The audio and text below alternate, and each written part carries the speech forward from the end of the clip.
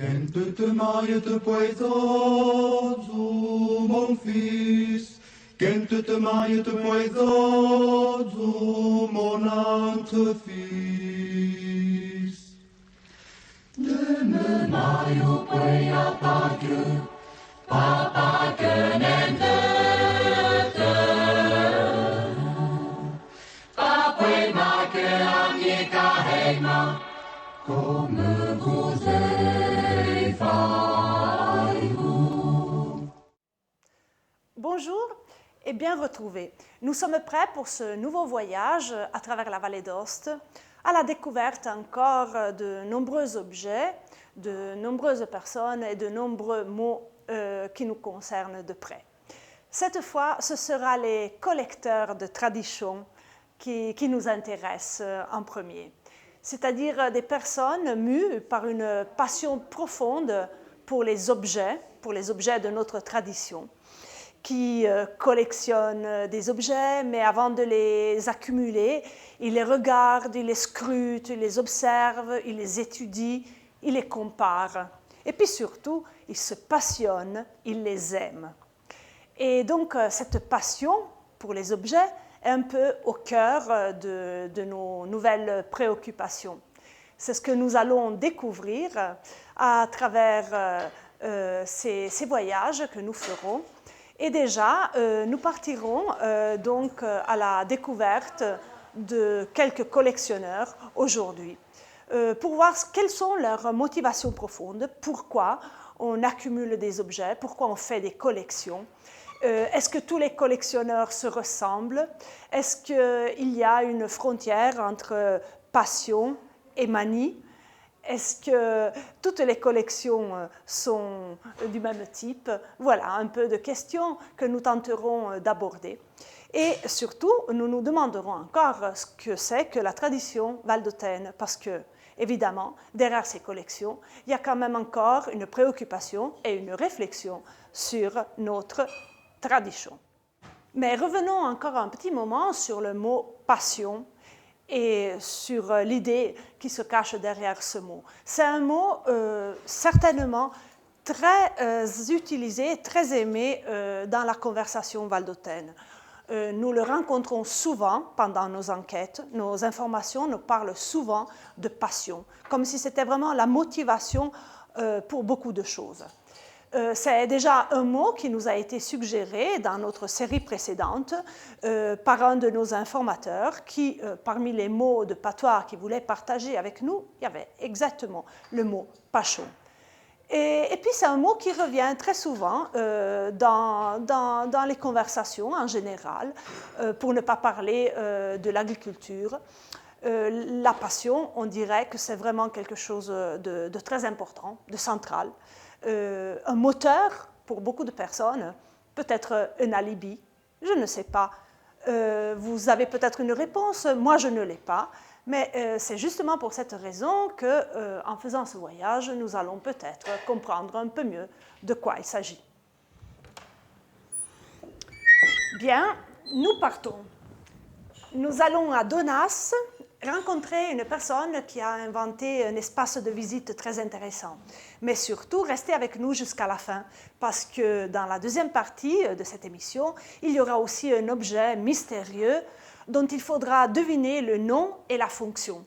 Alors, vous allez en parler avec les experts que vous connaissez, les voisins, les membres de votre famille, et on verra bien si quelqu'un arrive à comprendre de quoi il s'agit.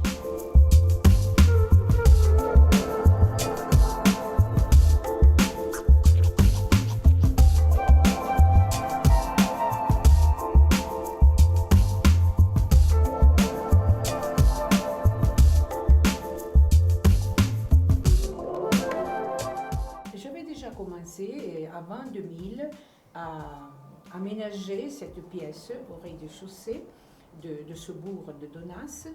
Et après, il y a eu l'alluvion, l'inondation en 2000, le 15 octobre 2000.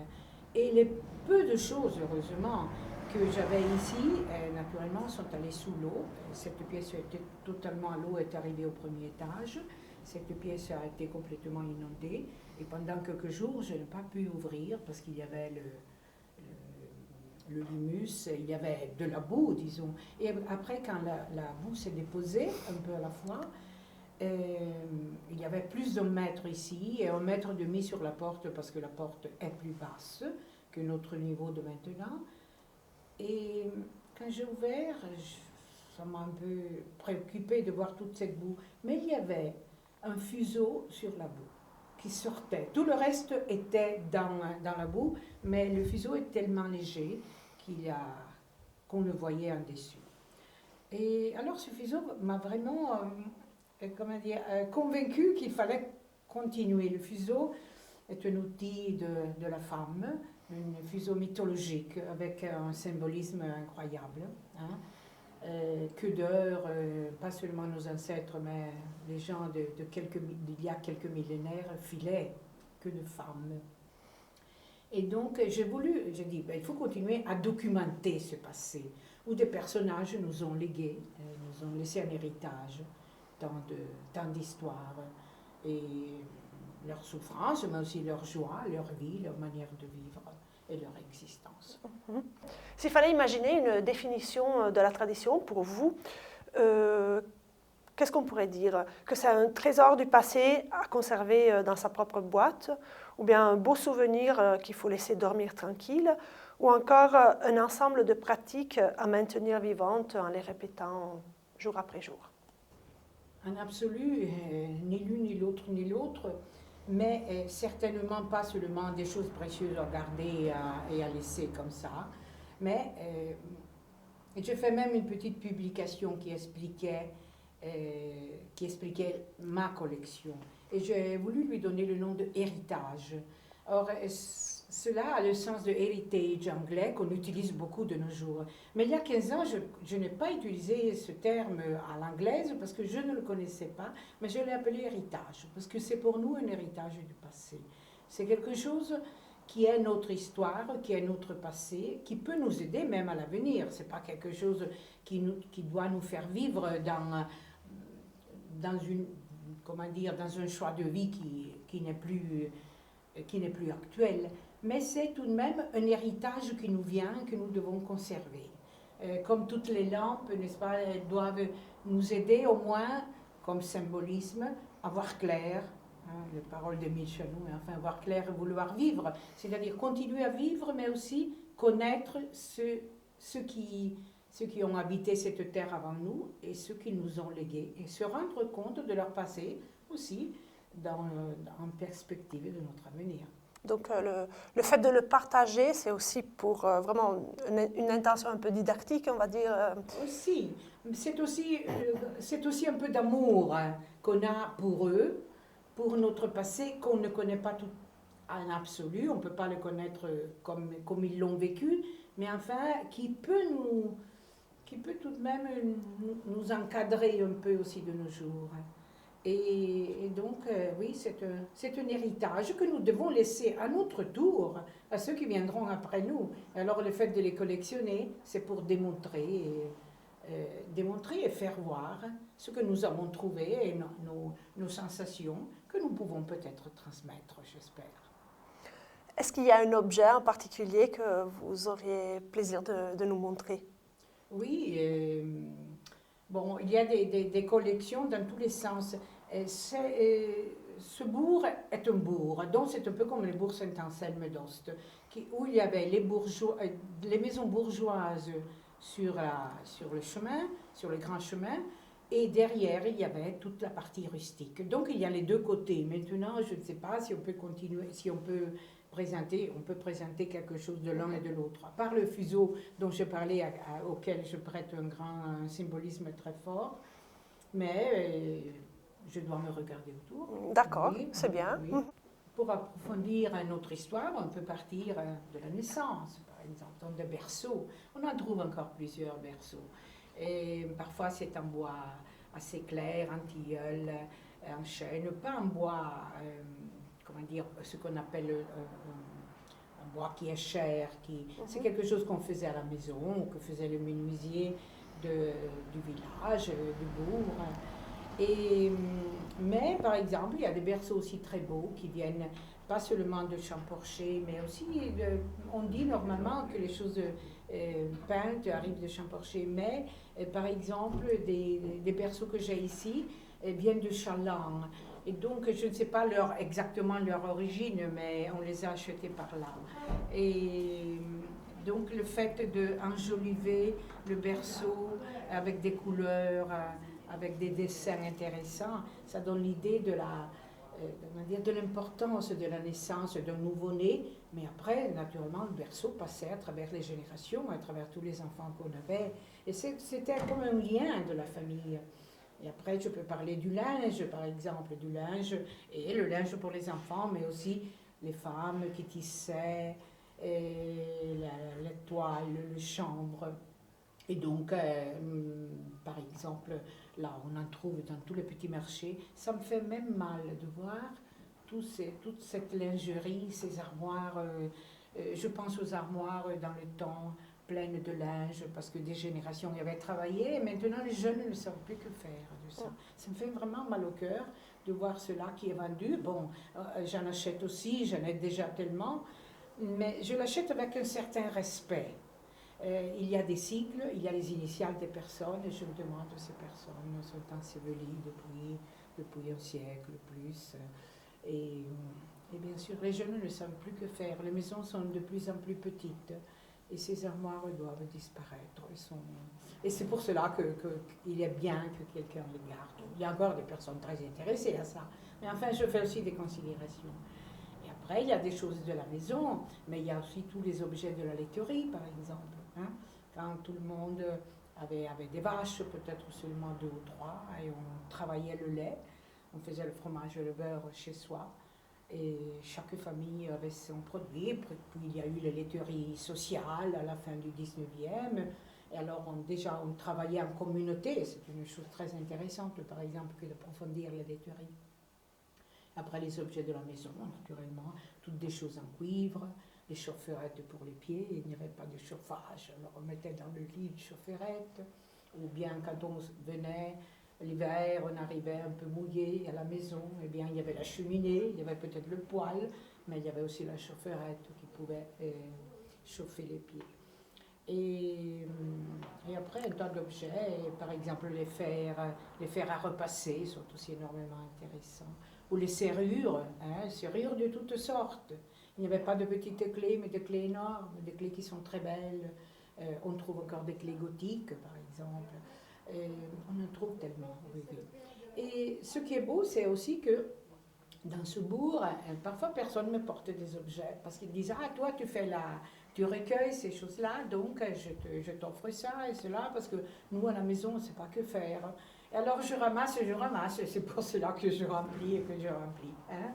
Et après, des choses un peu plus belles, je cherche aussi à les récupérer d'une autre manière, naturellement, ou dans les marchés, dans les petits marchés, ou quelqu'un qui a le plaisir de s'en débarrasser et de vendre. Alors, il y a cette démarche d'accumulation de votre part. Oui, peut-être trop. Et en tout cas, est-ce que vous seriez prête à céder quelque chose C'est déjà plus difficile, voilà. Mais le feront les générations suivantes. Donc, je me dis aussi, cela peut-être va disparaître avec moi, mais ça ne fait rien. Pour le moment, ça me donne la satisfaction et je sens l'héritage. Voilà, j'en parle avec passion parce que je le fais avec passion. Donc, pour faire une autre chose, j'aime faire ça. Ça m'amuse et ça m'enrichit en même temps. Est-ce qu'il y a au-dessus de tout un objet vraiment que vous chérissez le plus? Peut-être pas un objet plus que nôtre. Normalement, c'est les choses. Au début, c'était les choses de la famille, parce que je disais ça appartenait à une grand-mère ou ça appartenait à une tante qui nous a laissé ça ou cela. Et maintenant, au contraire, j'élargis un peu la vue. Ça, oui, c'est vrai, mais peut-être que des initiales brodées d'une certaine manière, ça m'enchante. Je me dis, ce qu'ils ont travaillé à faire ce travail à l'ajour, et donc le travail à jour. Mais que d'heures, ou bien à tisser un drap, à tisser, à le coudre, parce que les draps n'étaient pas énormes, la toile avait une certaine hauteur, 80 cm. D'autres objets qui me passionnent beaucoup sont les poids et les mesures. C'est un moment de l'histoire que nous n'avons plus. Dans le temps, les poids et les mesures étaient la même chose, parce que les émines étaient comme les poids et avaient la même fonction, mais on remplissait, on savait que c'était une sorte de poids. Alors, j'ai beaucoup d'émines et qui sont très souvent datées. Normalement, on en trouve encore du XVIIe siècle, on la trouve encore dans les petits marchés. Et après, les poids aussi, qui ont des marques différentes, parce qu'il y a toujours la croix de Savoie, et tous les siècles, ou même plus, depuis des décennies après les autres, on marquait le poids, parce qu'on faisait le contrôle, parce que le poids pouvait être en quelque mesure changé. Après, je fais la récolte aussi de photos ou d'anciennes cartes postales. Cartes postales, j'en ai pas beaucoup, mais j'ai beaucoup de photos. J'ai eu une chance énorme de trouver à Champorcher une série de 700 vitres d'anciennes photographies d'un curé. Les curés à ce temps-là étaient tous très passionnés. C'était un personnage un peu spécial, Jean-Baptiste Gaultier. Et la maison qu'on avait achetée lui appartenait et personne ne savait qu'il y avait tous ces vitres. Il y en avait 750 ou quelque chose comme ça. Alors là, c'est tout un monde du passé qui revient. On voit des personnages, j'entends personne, mais c'est des personnages. Tout d'abord, parfois on voit les femmes se faisaient photographier quand elles revenaient de la messe, parce qu'elles étaient habillées, bien habillées comme il faut. Et c'est très intéressant, ces femmes sont toujours sérieuses. Aujourd'hui, on dit toujours cheese, il faut sourire, il faut sourire. Au contraire, ces personnes font un léger sourire, mais parfois, parce que sourire, peut-être à ce temps-là, c'est un peu grossier que de rire face à un appareil photographique que tu reprends. Bon, là aussi, c'est vraiment anthropologique, je dirais, ce changement. Dans le temps, on était sérieux quand on faisait une photo, et aujourd'hui, au contraire, il faut sourire à tout prix. Hein. Mais naturellement, Gaultier a pris aussi beaucoup de paysans, repris des paysans. Donc, il a repris des skieurs des années 20, et même toute une série de femmes, de paysannes, mais qui avaient leur ski. Donc ça signifie que l'hiver, elles se déplaçaient, faisaient peut-être aussi du sport, mais elles se déplaçaient parce que le ski servait aussi pour faire un bon bout de marche, peut-être d'un hameau à l'autre, quand c'était grosso modo à la même altitude. En ces photos, je les ai aimées beaucoup, elles sont très intéressantes, j'en ai donné une copie au Brel, naturellement, parce que je veux que ces choses-là, c'est pas moi qui dois les garder, c'est pas pour moi. J'ai eu la chance de les trouver, mais je veux les faire connaître, c'est normal, c'est normal. Et donc ces photos aussi sont un moment d'une civilisation qui a disparu, mais qui est encore la nôtre, et qui doit encore nous enseigner des choses. Voilà, notre interview touche à sa fin. Nous avons eu une belle présentation d'une collection très intéressante d'objets de notre tradition. Et maintenant, comme la tradition de cette série nous l'impose, nous allons nous faire un selfie qu'on va poster sur Facebook de manière à avoir un petit souvenir de cette journée, de cette visite chez vous.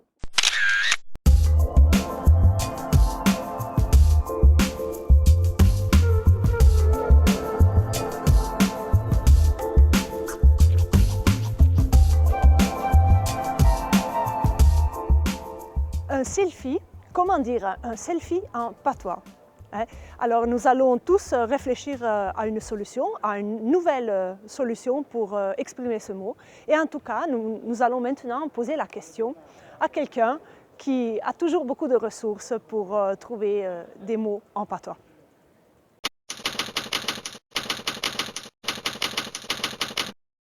la parole qui, pour le moment, n'existe pas dans le notre langage. Ce sont des néologismes nouveaux qu'il nous faut trouver.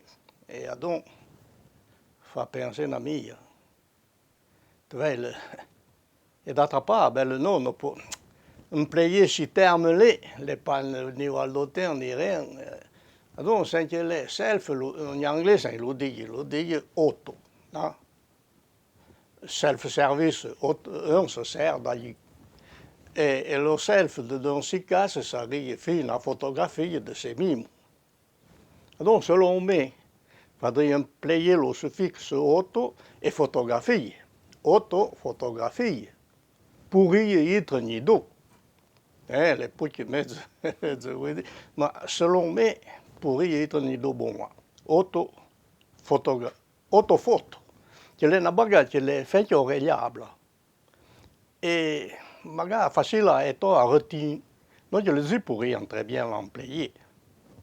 Après ce cas-là, c'est d'autres idées meilleures, donc je fais ça bien vigne, ça est au content de la savane comme pas au moins tu peux employer ces termes. À propos de l'autophoto, je vais te dire que bon, la rien à dire oui, notre discours, mais permet une bague case historique. C'est pour c'était à côté le colonel Bérard, qui est le président du comité des traditions valdôtaines. Et lui, il a fait des photographies d'aperto, etc. 80 000, ce n'est près d'autres qu'il a fait. Mais lui, pour parmi le sous, au lieu d'aller acheter un botoc, comment on dit, le pellicule, lui, elle avait boîte un petit cinéaste. Et elle avait recueilli ces beaux contes qu'il y avait à la fin du film. Après, il y avait mis dedans sa chambre pas, et les copains, ces beaux contes qu'il y a été recueillis. Et puis, vire c'est en bon, le bêta dans la machine à photographier. Après, ce bêta devant le mur, et faisait la photographie. Et que, c'est pas ce veille, on quelque chose, mais il y avait ça, cette photo. Cette autophoto. Avec ça là, les pleins de plats, de points blancs. Donc, il n'est pas bon. Donc, lui, c'est un qui faisait. Torna à la photographie, copain, il y a le bocon et contenait à faire d'autres photographies, oui, c'était chaud. Donc, t'as dit que l'autophoto, les appelle, n'est ici à donc, même c'est les pour prendre la même bague, parce que lui la faisait devant le mur. Voilà, c'est une petite à compter. Je peux vous dire. Moi, je ne collectionne pas d'objets. Je n'ai pas la rigueur et la patience nécessaires pour un si dur travail de rassemblement de séries d'objets similaires, tous différents. Et puis, il faudrait enlever la poussière et ne jamais oublier cette passion.